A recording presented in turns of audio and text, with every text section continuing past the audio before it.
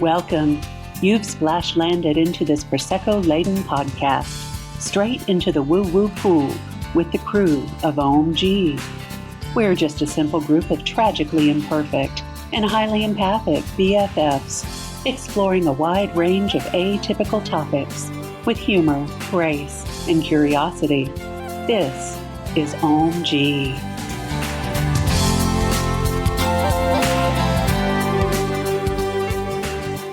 Welcome.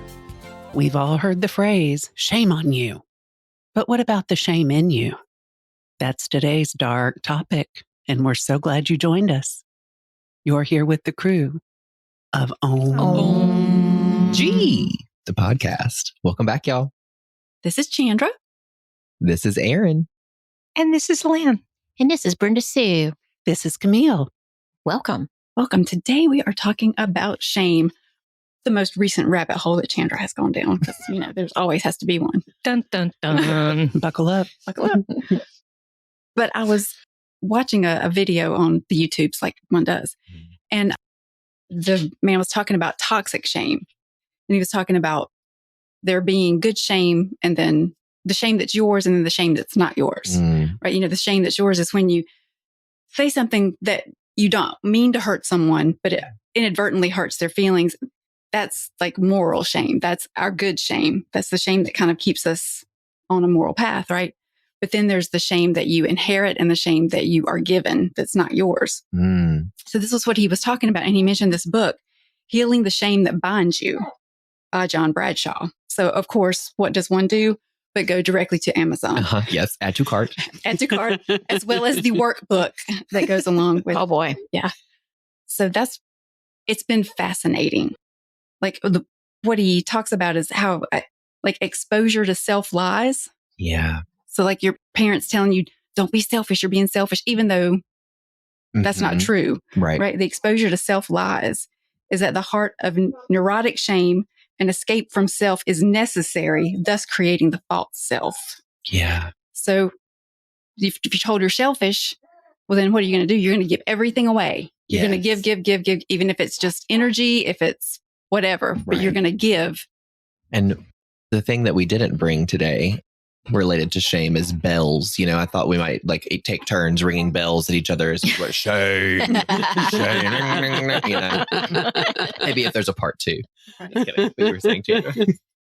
So the false self shows up as perfectionism. Yes. Sorry, we've got Peanut here with us today, and he's just having so much fun he can't contain himself. He loves the topic. Yes. We've got all the dogs in the house with us today. So if you hear some noises, some grunts, or some sulfurous farts, it's not us. It's one of the babies. And he went on to talk about the hero versus the addict. Yeah. You'll be one, the pendulum will swing one way or the other. You'll go all the way one way or all the way the other. And it's just fascinating, the topic of toxic shame.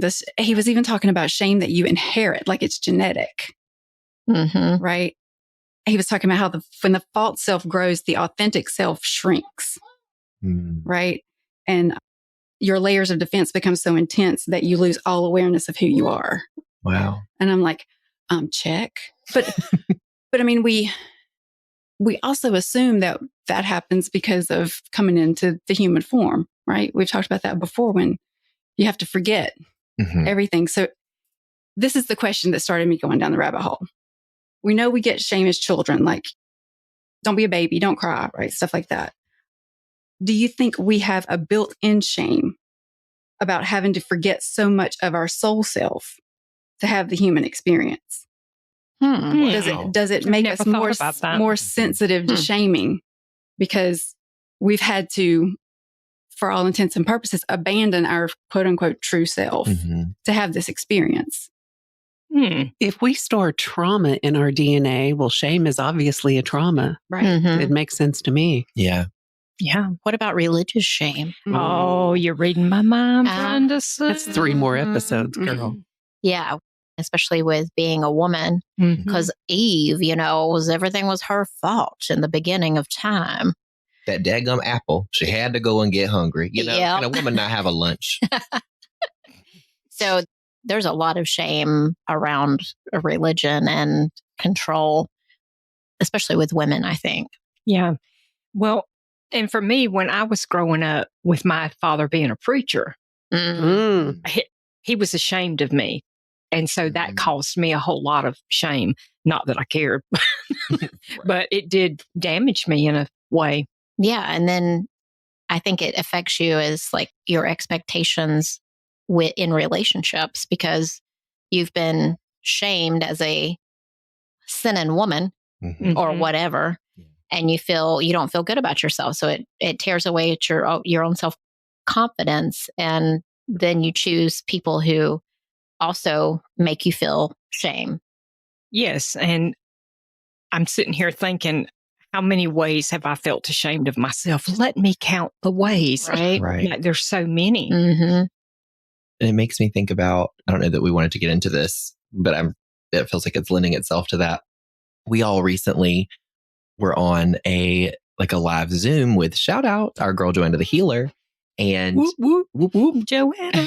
And of course, she ends up calling on Lynn to answer one of Lynn's questions. And we were talking about, I think it was like different emotions or something that are uncomfortable, or that, how do you work through them? Like sort of like actual tools, I guess, to work through uncomfortable emotions. And so one came up, and Jana was like, well, pick one. And Lynn's like, there are so many. She's like, well, which one? One stands out. And Lynn goes, shame. And I had never really thought much about shame.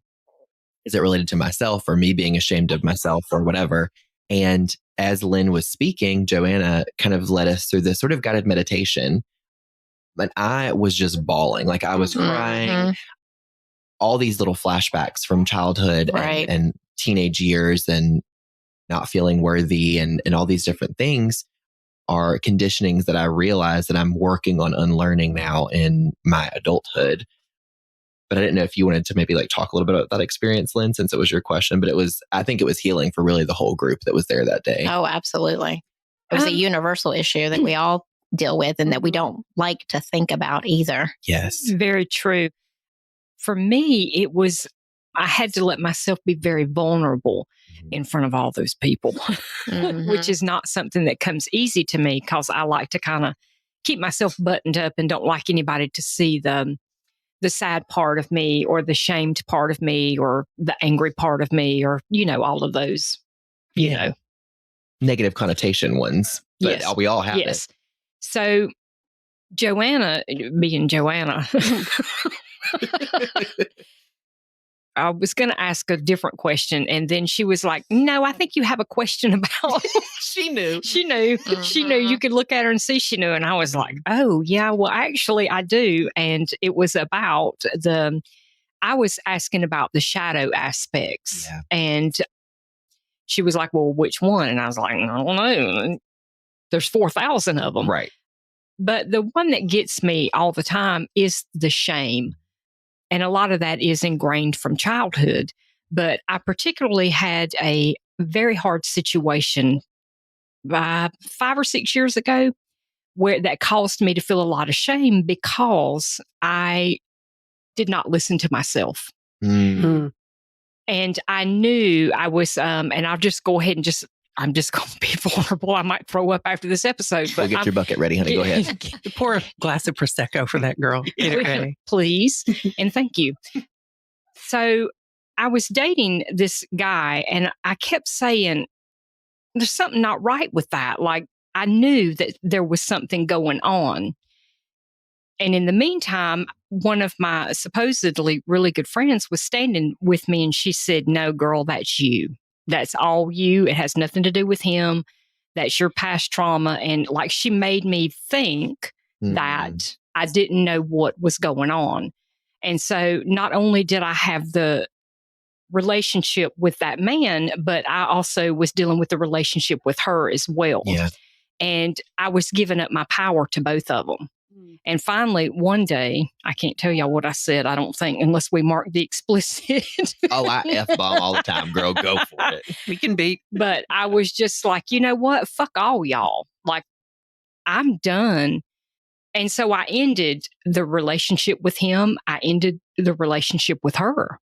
And it was pretty empowering. But then about 2 days later, I started feeling ashamed of myself because of what I had let go on with her for like 17 years. But with him, it wasn't even a year. But anyway, that was the shame that I carried for so long. And I thought about it every single day, how I was ashamed of myself for not making better decisions. Yeah. And Joanna walked us through that. And she was like, do you want to keep it or let it go, or keep it or run away from it? And I was like, no, I'll keep that, because I learned from it after we did that exercise. So that's my story of shame.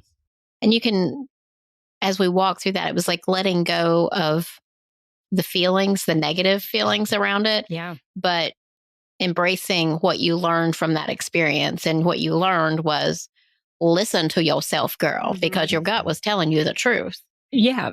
For many, many months, it was telling me, and I just couldn't see it. And so I felt very ashamed of that. But now I'm like, no, ain't nobody telling me what to do anymore. Yeah, we know, Lynn.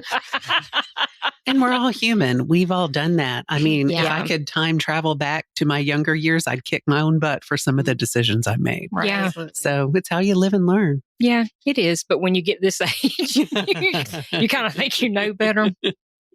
But you don't know until you know. Mhm. And so Joanna helped me a lot with that. And so that was a good thing. Well, but that's what shadow work is. Mhm. And that's what we're all here to do, is like, from any experience, okay, how did this serve me? Because it can't be quote unquote bad unless there's a good side.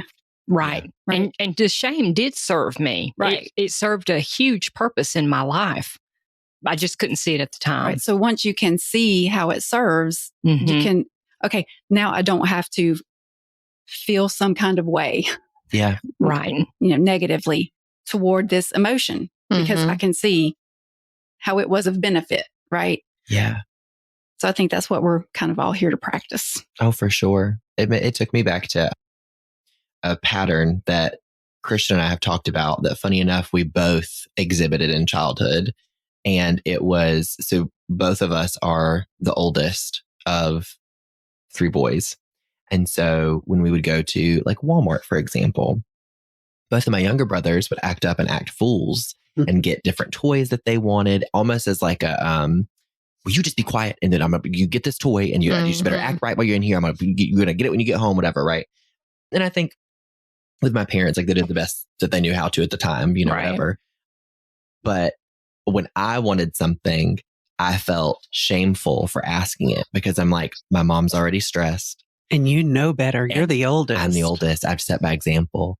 And so instead of asking for my needs to be met, or asking even for something that I wanted, God forbid, I would almost create, which, shout out ADHD, almost create like a PowerPoint presentation in my mind, right? Like, oh, look at this toy. Isn't this neat? Oh, this is so interesting, right? Like, and show the back of the box and like try to, I guess, in a way, like passive aggressively say that I wanted it without saying I want it. Sell it. Yeah. Yeah. And then it was kind of met with a fresh, like, do you want it? Just put it in the cart, And so I was like, and then it was shameful that that's what I was doing. But I realized in that moment with Joanna and you with that question, Lynn, that I was subconsciously being taught that it's not okay to ask for things that I want or speak up for my needs. And I had strep throat constantly as a kid, Right. like unspoken needs, Well, throat chakra. If you have needs, then you're a burden. Exactly. And I need to be needed, because if I need things from people, they're not going to want me around, right? Like this whole like layers just got peeled back as Joanna was kind of helping all of us through that exercise. And so I realized with my rejection sensitivity stuff, like if I don't explicitly ask for what I want, then I can't be met with the rejection, right? Because the ball's in the other person's court. Who let the dogs out? Who?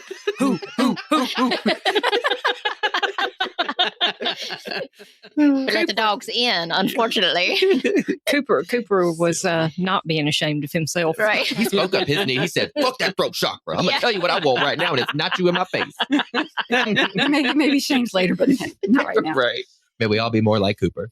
But, that's a perfect example, Aaron, of like how we embrace a false self, to not be hurt, to not be rejected. Yep. And one of the quotes that he had in the book was, this was one that like popped me in the forehead. He said, hell, in my opinion, is never finding your true self and never living your own life or knowing who you are. Mm, Damn. yeah. Because if you don't, you'll have to be reborn and do it all over again with the same people. Oh, hell no. You know, Yeah. learn it and move on. Wow. Okay, then he follows up with this little nugget, which was why I was sitting last night with, tears running down my face. True love heals. It affects spiritual growth. Mm-hmm. If we don't grow because of someone's love, it generally is because it's a counterfeit form of love. Mm-hmm. Mm, Wow. that's a strong statement. Mm-hmm. And so true. Mm. Well, and I mean, just so, it sends you down the rabbit hole. You think, okay, how there were areas in my life that I didn't feel like I was growing from parents' love. Oh, sure. Yeah. So what does that mean? Right. Right. Right.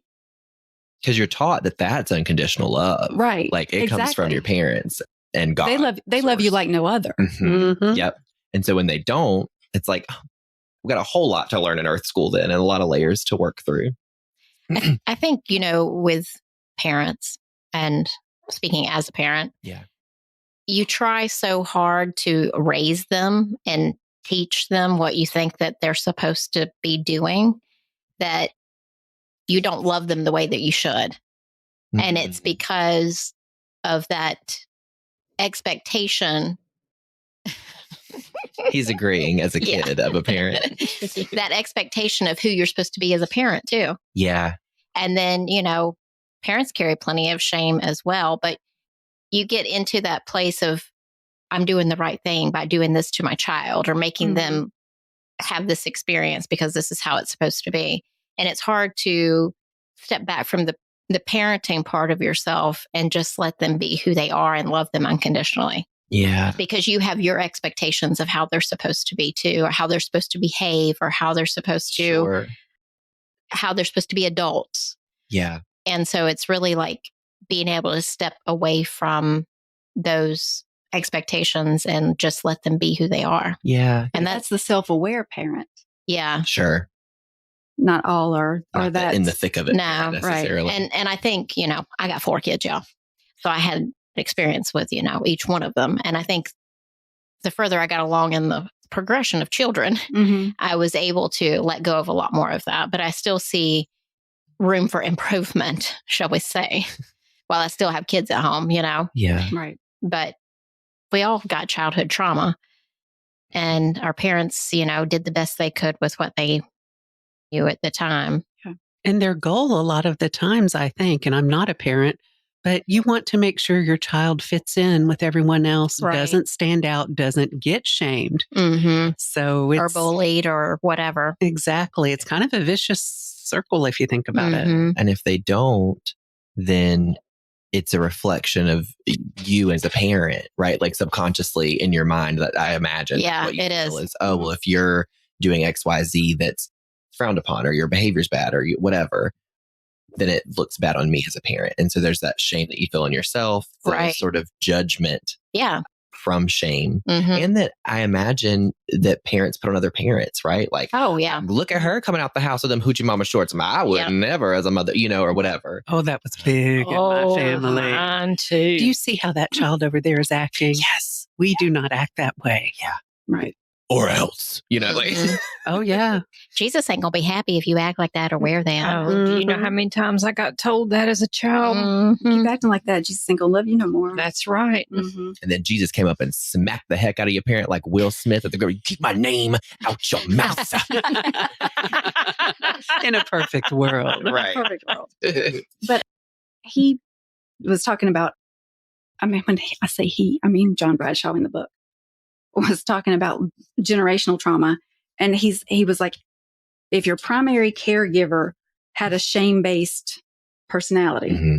right, then they will act shameless and pass their toxic shame on to you.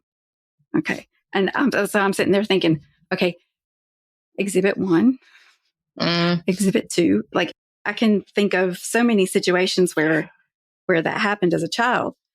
And he says, there's no way to teach self-value if one does not have any. Mm. So that puts it in a whole different light. He says, toxic shame is multi-generational. The shame-based finds other shame-based, and they get married, creating a perpetual cycle of lack of intimacy. You don't let people close if you are flawed. So that led me to think, okay, now we're talking about relationships and talking about children, but what about like your relationship with other things in your life? Like I'm reading that passage and I'm thinking imposter syndrome. That's exactly what that is. Mm-hmm. Like I see the flaws in myself. So therefore there's no way success is going to find me. There's no way these people are going to want what I have to give them. Mm-hmm. They're going to see that I'm a fake. Yeah. I'm postulating here, but I mean, is that where that comes from? It makes sense to me that that's a big part of where it roots. And it makes me think also because we're our own worst critic always. And so the default feeling is that if we feel this shame or this imposter syndrome or however it manifests for us individually, that other people see that too. Like they think that we shouldn't be where we are, or they think whatever. But back to our like mirror episode ages back where we wrote to each other about how we see each other, like people, even on my worst day, like I don't think anyone's really aware that it's my worst day. You know what I mean? Mm-hmm. Oh, yeah. And so how do we shift from that imposter syndrome or that like creating out of fear, I guess is what that is, like that shame you feel for yourself and that you feel like others are going to put onto you too, even if they're not. Right. Mm. I do know that one of the things that I'm not going to say it's fixed, but has helped is, as ADHD, you walk into a room and you pick up so many more because you're hyper aware. Yeah. So you pick up so many more nuances of people's emotions or even what they're doing, what they're saying. You can usually feel how they're feeling. You get the vibe of the room, right? Yeah. And you think it's all about that it's targeted toward you because the rejection sensitivity, right? I don't remember where I heard it, but it's like everybody is thinking about you less than you're thinking about yourself. Yeah. If they're thinking about you at all. Right. Very true. And I'm like, because if Lynn's over there thinking about, they're all talking about Lynn, they're all talking about Lynn. And Aaron's sitting over there, I know that was about me. I know that neither one of them have given me a thought or what I'm doing. Totally. And if any of you listeners at home want to break that pattern, become a middle school teacher. Because I'm telling you, they don't give a shit. They are authentic, are They they are not? very authentic. Like I texted y'all this week, there was a girl and I'm at a new school now. I'm really enjoying it. It's a good group of kids, but they're all feral cats. They're 11, 12, and 13, And so this girl, she walks in, I was like, hey, good morning, and she goes, didn't you just wear that exact same thing yesterday? I look at my clothes and I was like, and in the same tone of voice, I said, no, I didn't. Do you enjoy being rude and judgmental first thing in the morning? And her friend laughed and she's like, and like I was the problem, right? But so like jokes aside, like that, having this career, at least for now, has showed me like, oh, because I used to be so in my head about, oh, well, they're going to think this of me. Or what if I don't do this and they're going to think that I'm this person? And it's that shame of wanting to people please and mask. That's interesting. So I don't think it's going to be off topic, but maybe a little bit. So I have been thinking a lot about shadow work since Joanna. Since Joanna shoved it in your face the way with love. But since Joanna punched me like Mike Tyson. Exactly. But we're mostly self-aware. I mean, if you look at those of us sitting in the room, we try to be self-aware. But a lot of people, when they start working in their shadows, they don't know how to find their shadow. So if you need help finding your shadow, look at your hypocrite self, because that's what shadow actually is. Interesting. Don't you think? Mm-hmm. Like, and triggers. Yeah. Like I think there was an instance recently where we were texting and there was a person that was triggering all of us.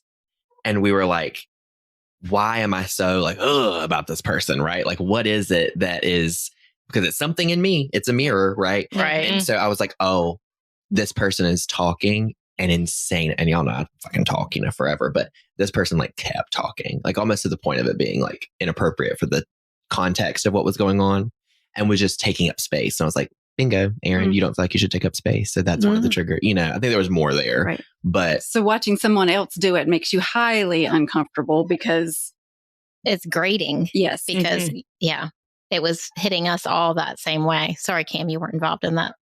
and Were Kim you? was not the person either. I know. I'm sitting here trying to remember going, you idiot, you can't remember anything. Shame. Shame on you, Cam. Shame. I figured she'd be sitting over there like, what the hell are they talking about?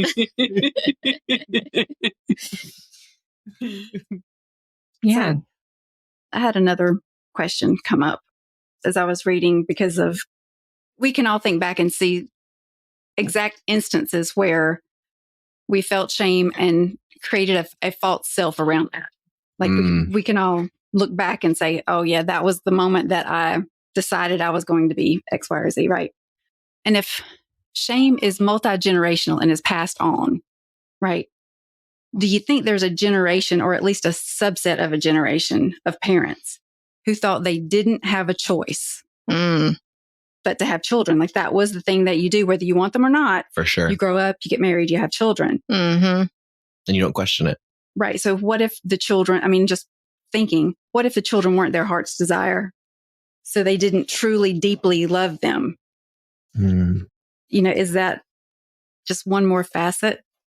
Because let's just assume for shits and giggles that that's true. Mm-hmm. You know that as a child, you may not be able to put a name on it, but you're going to feel that. Yeah. Right. Mm-hmm. If my parents were indicative of their whole generation, yes, that's exactly what happened. Because they didn't have the awareness necessarily at that time to think about the possibility of choosing themselves and what they wanted instead of the shame and judgment that society put on to them or that they felt was being put on to them. Expectations. They were raised in a generation where they weren't given choice. Right. This is just how things are. Right. So that one kind of tweaked me a little bit. Then you almost feel like kind of empathy for them, at least in that way, like yes. Damn it, I did. Mm-hmm. Right. But it's I'm talking about self-awareness. It gives you a different perspective to where you can now see ways in which that actually did work in your benefit in the end, right? Because you can now put a name to it and you can have Joanna smack you around and let you work on it a little bit. Wow. Okay. Well, I know we're probably need to wrap this up, but I have one more thing that I want to ask, because in this book, he quoted a woman named Alice Miller, and she wrote a book called The Drama of the Gifted Child, as I look Aaron in the face. And she described the fact that many good, kind, devoted parents abandon their children because they abandon their own true self. And she goes on to outline that, equally crazy, that many highly gifted, super achieving, and successful people are driven by a deep-seated chronic depression, resulting from their true and authentic selves being shamed through abandonment. Okay, I know. I was typing the title of the book. I'm probably going to get it on Audible whenever I leave here today. The first thing I think of is, you think about how many people have mental health concerns. I'm not going to say that they're mentally ill, but depression, anxiety, all that kind of stuff. If that's perpetuated for so many generations, then how far back do you have to go for someone to remember how to express their authentic self and not play hot potato with shame? How far do you have to go back to find someone that could teach their children how to do that? It's like, I can't even fathom. It's not within recorded history. I don't think. Yeah. Right. But it's just, and then I think about, we've talked about this before, Aaron, feeling like you had to be a certain way in school and then ending up being sectioned out and put in the gifted and talented program or the academically gifted, whatever they called it that year, because every year it changed. Right. But, okay, what another way? So I'm doing my perfectionism to exhibit my false self because I'm ashamed. So why don't we just pull you out of your peer group and put you in this special place? That doesn't help that child. No, mentally no, or emotionally. it doesn't. And I think it helps drive the ego a little bit more Mm-hmm. because like growing up, like I was homeschooled, so I didn't have that like AIG. Like I probably would have been identified at least in reading. But so because I didn't have that, I felt kind of quote unquote dumb going into public high school. And then I realized like, oh no, I'm for the most part smarter than the kids I'm in classes with and took on whatever. And then however many thousands and thousands of dollars in student loans later, I realized recently that while I loved my experience in college and grad school, I think that I did it to prove my worth and prove that I was smart and intelligent and to be the first person on both sides of my family to get a master's degree. Right. Which, how messed up is that? You know? Proving your worth.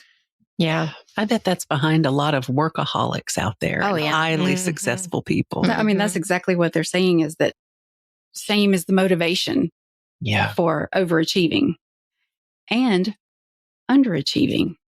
So if you decide I'm never going to be good enough, then you're just going to be lazy or you're going to more than likely end up being addicted to some substance. Yes. So the lesson here is let's all just be mediocre. C's get degrees, people. Amen and amen. Highly qualified. Yeah.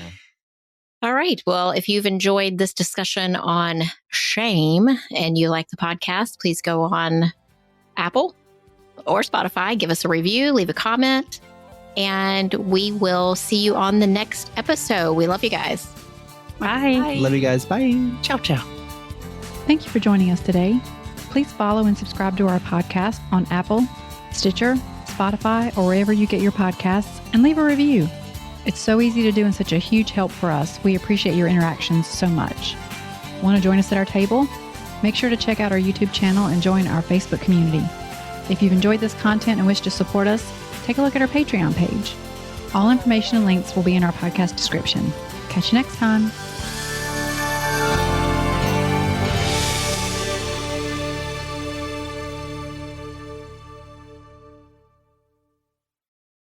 This podcast is part of the Sound Advice FM network.